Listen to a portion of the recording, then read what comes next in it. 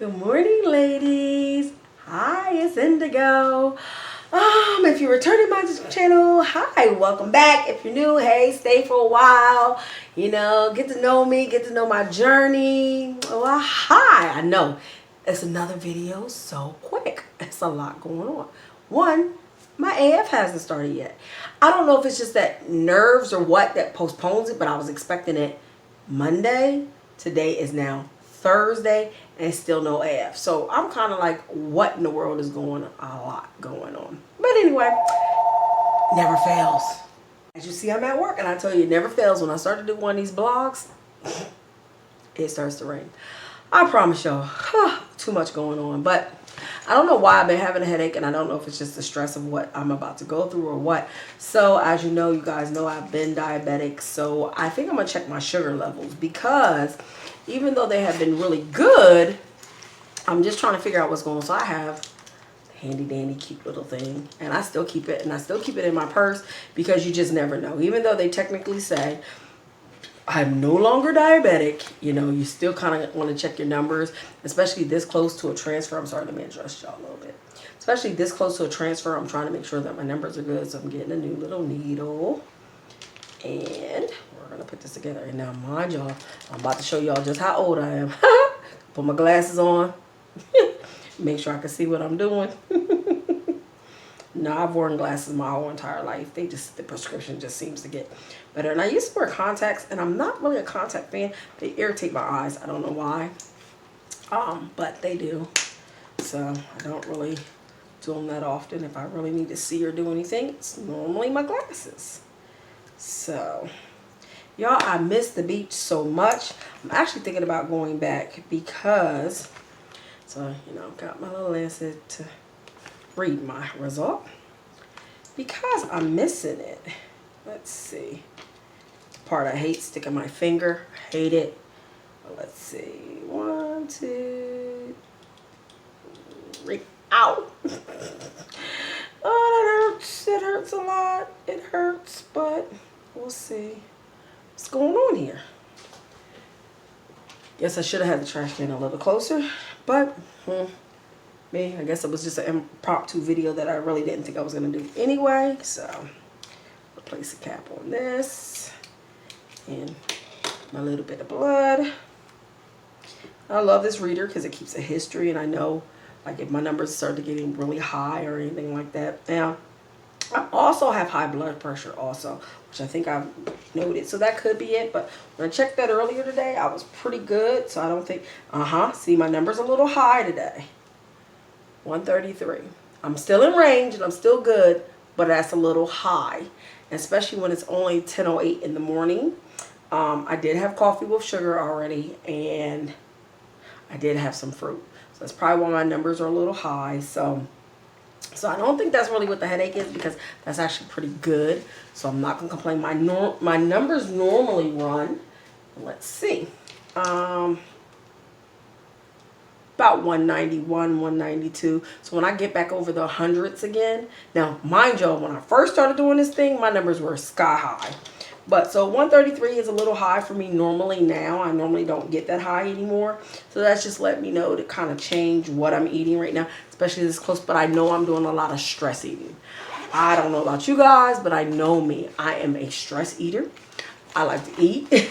And when I'm stressed, I like to eat even more. So, right now, that's probably where a lot of the sugar is coming from, a lot of stuff. So that's probably what it is. Like I said, just a lot of stress. Oh my goodness. But yeah, I just really want to know where my AF is at right now. Like, I'm driving myself crazy. I'm like, I don't know if I want to go ahead, if it's not here by tomorrow, maybe call my doctor and see if they'll put me on Provera to start it. I don't know what to do yet. I know I'm nervous, but I'm excited. And like I said, I don't know if my nerves are restored on. Now, already, because I'm older, my period does not run every 28 days anymore, like, clockwork. Well, and it never really has. Because I have PCOS, my period has gone all the way to not seeing it for a year before. Of course, I was a lot younger. I was in my 30s, so I've gone from one end of the spectrum with my period to the other end of the spectrum with my period. So I don't know. But I know here in the last year, it's been running every about 30 to 38 days. I know that I'm going to expect a bleed. So this is just odd that now this is about to happen. I'm not seeing it. So I'm really thinking it's nerves. I'm praying it's nerves. I'm praying it's stress. I'm trying to alleviate both. But I mean, of course, I'm just going through a lot mentally. Like I said in my other vlogs. And by the way, ladies, the ones of you guys who reached out and had comments to me about my fears as far as this goes, I want to thank you so much. Those words of encouragement were so uplifting. I'm so grateful for you ladies for those words of encouragement, because I'm telling you, I've been going through one end of the spectrum to the other end of the spectrum. Like, did I just wait too late? And am I crazy for doing this?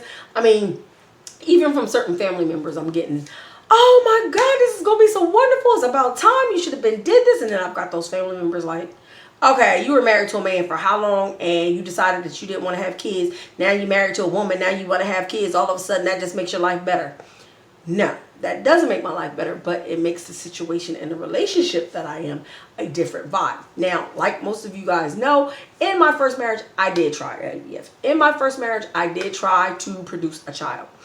And in my mind, honestly, was that for me or was that for him? And the more I sit back and I think about it, maybe it was more for him than for me, because he ended up in the course of my marriage having several children on me. So that makes you feel like less than a woman anyway. Now, I've never really told that story, and maybe one of these days I'll sit down and I have a story time and I will explain that whole first marriage to you guys to see where I was at the time, and what happened with that and what led me to Sydney and our life now, which is amazing. I'm so grateful for her. I'm so happy for her, and I'm on a totally different path now. I'm better spiritually, physically, mentally, financially. Everything with her has been a total 360. So I'll just leave that where it's at. But in that marriage, hold on. Let me tell y'all, I could sit here all day and the phone will not ring, especially with it being so close to a holiday weekend. By the way, it is Thursday, the 3rd of September. So, we have a holiday weekend coming up, and I will sit here for hours and not have a phone call. Then all of a sudden, when I decide I want to chit chat with you guys, phone, people at my door, just absolutely crazy. But, so I do apologize. But anyway, yeah, like I was saying, he had several children on me in the course of the marriage. I have none. He has 5 right now. So that should tell you just what I went through. And let's put it like this. All but 2 of those children were produced during that marriage. So, like I said, I don't know if a lot of what I was doing at that time was me based, or was it just trying to save a marriage based? I don't know. But my IVFs, my IUIs probably did not work because of the stress level that I was in, because of the reasons that I was trying to do it. I don't think that my reasons at the time were pure, and I don't think I had a pure heart to do it at the time. I think I was just trying to please other people besides myself. And let me be honest, I don't think like in my early 20s I would have been the best mother. I was in the military, I was going here, I was going there, I was doing things. So how much of the time would I have been leaving my child? So I think now, at the age I'm at, where I'm at in my life, I will be better suited for it. I'm going to be more homebound. I'll be more proactive. I'll be more active. I'll be just be able to be there for my child more so than 20 years ago. So I feel like the journey I'm on now is the journey for me now. And I think that a lot of my nerves that are in this, sorry y'all, my bra strap, I don't know, with this shirt. I think that a lot of my nerves now have to do with the fact that, honestly, that the unknown. I think that because I want it so bad, but everything that you want does not always come.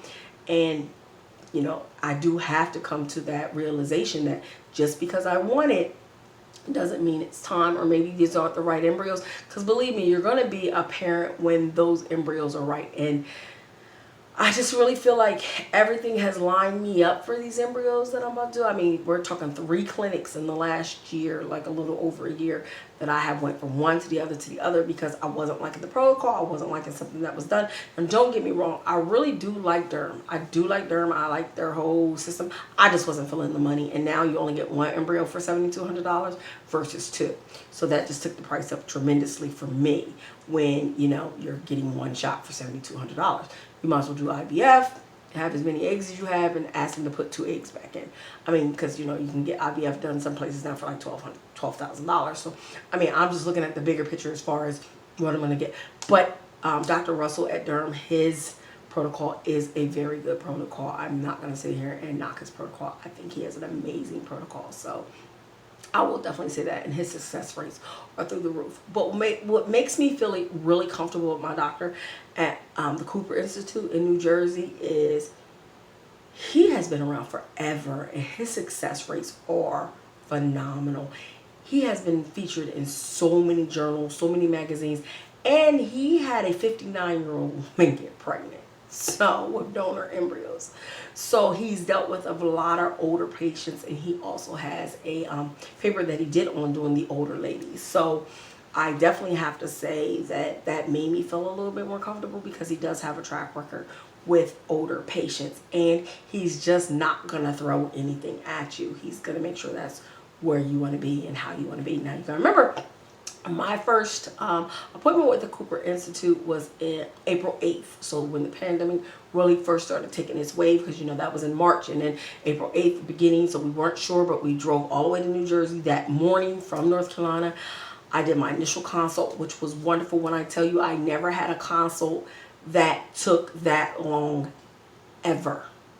No, okay, so even with Derm, I had to do it via what's it called, Skype. Because I was in North Carolina, they're in Delaware, and I think I seen the doctor for 3 minutes. I seen the nurses a little bit longer, but I think the whole thing took 10 minutes for $350. I went to New Jersey to the Cooper Institute, and I was there for about 3, maybe 4 hours. When I tell you, they did a complete workup. Like, I was not expecting the workup that I got. Well, I got an amazing workup, but not only did I, my wife did too, because I don't remember if you remember from further videos back where we were actually going to do reciprocal IVF, because they were giving us that option that if my wife became an egg donor, because she's younger than I am, that they would just go ahead and give us our cycle free. But me being impatient, I don't want to wait for that process now, because I feel like, okay, that was April, this is now September, and I'm 47 now. Turned 47 July 6th. So my clock is ticking. Now, don't get me wrong. If in the process of all this, and I do have my babies, but in the process of all this, if they do end up using my wife as a donor, I would turn around and try to get pregnant again with her embryos, just so we do have a biologically linked child to one of us.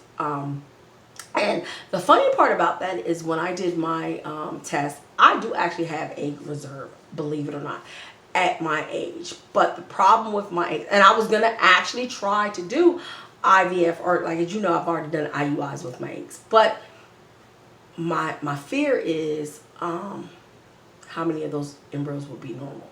When I get 30 embryos and one of them be normal, and I have the rest of the chance of putting one back and it not take, and then that's my chance for my one biological child? Or do we just give a child a chance to live? There's so many little frozen miracles out there that my wife and I discussed it and was like, why not? Like, why not? Why not just, you know, this baby has been frozen. These are babies. These are babies frozen, and they're ready. And, you know, I get a lot of comments, so why don't you just go through foster care? Why don't? And that is absolutely an option. And it isn't like we haven't tried. But here is the problem. Getting an infant in foster care is difficult. Now, you will get it and you will foster, because I'm going to tell you, I have been a foster parent before. I did it in the state level, and I've done it in the private level. Here's the problem. Foster care's main goal is reunification.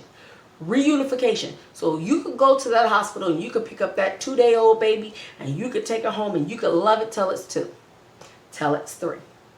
If the courts deem that biological mother, and she has not given up rights, to be fit enough to be a parent again. So this child that you done raised from an infant to talking, walking, went through all these milestones with, is now being taken out of your home and taken back to their parent, which is what everybody's goal is at the end of the day. But there's a lot of connections, and I'm somebody who wants to experience motherhood. I want to experience pregnancy. I want to not have that fear that somebody's going to take my baby away when we go to court and the judge. Oh, sorry, honey. I'm telling you, I don't know what it is about when I'm talking to you guys. I'm telling you, my phone keep ringing. But you want to hear something that's funny? Look who done came and surprised me with breakfast. Come on. Me again. Had to bring the iced coffee. And breakfast, y'all. Like, I got breakfast. I'm like, start our day right. I'm like, she just surprised me left and right. But like I was discussing on that last one, yeah. So you know, foster care was definitely an option. However, it is not as easy as people think it is, and those children can be taken at, 1, 2, 3. They can be taken at months. And that can be traumatic on its own. But like I said, I want to experience motherhood. I want to go through pregnancy. I want to go through birth.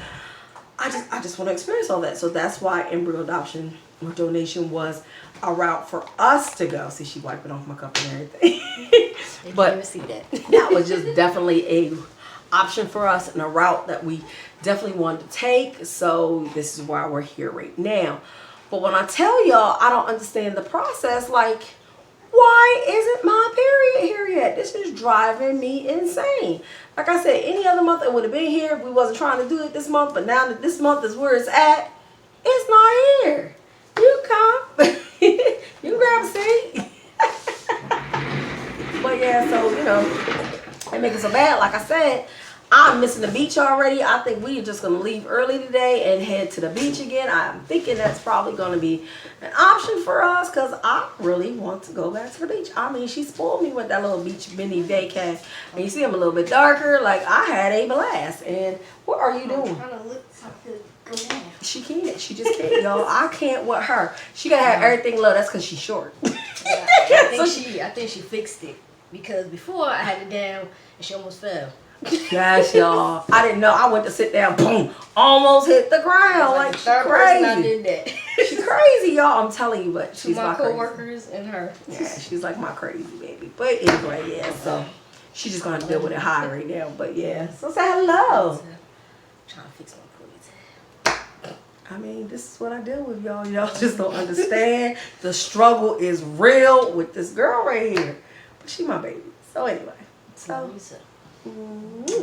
so what do y'all think about this situation with my AF? Like, what is going on? Like, I'm not understanding it. It's driving me crazy. We're sitting here like, hopefully here tomorrow. If not, like I said, I'm probably going to ask to be put on medication to start it so we can get this process started and this ball rolling. Because I'm excited. Like I said, not going to lie.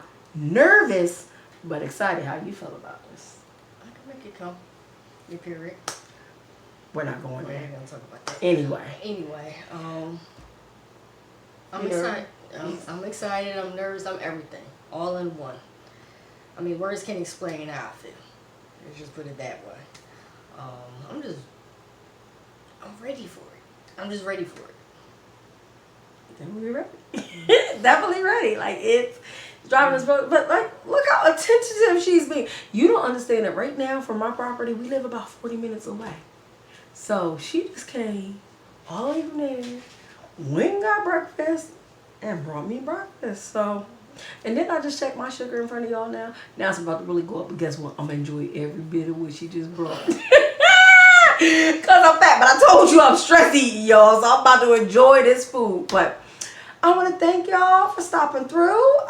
You might get an update because I might be sitting on somebody's beach somewhere. I don't know yet. But I definitely want to thank you guys. I want to thank you guys for all your feedback from the last video. I just want to thank you guys for your support. I mean, I know I'm a small channel, but I try to be as real as possible and let you know exactly what's going on in my life and keep it as real as possible, And this is what's going on in our everyday life. But thank you. If you don't get an update from me, please have a safe holiday weekend. Please stay safe. For all of you that are about to do transfers or going into this process, I'm wishing you most most high baby dust, sticky baby dust everywhere. We just want baby dust everywhere. I want to see so many big fat positives that it's just unbelievable. But really, ladies, just, you know, keep the faith. We all got to keep the faith.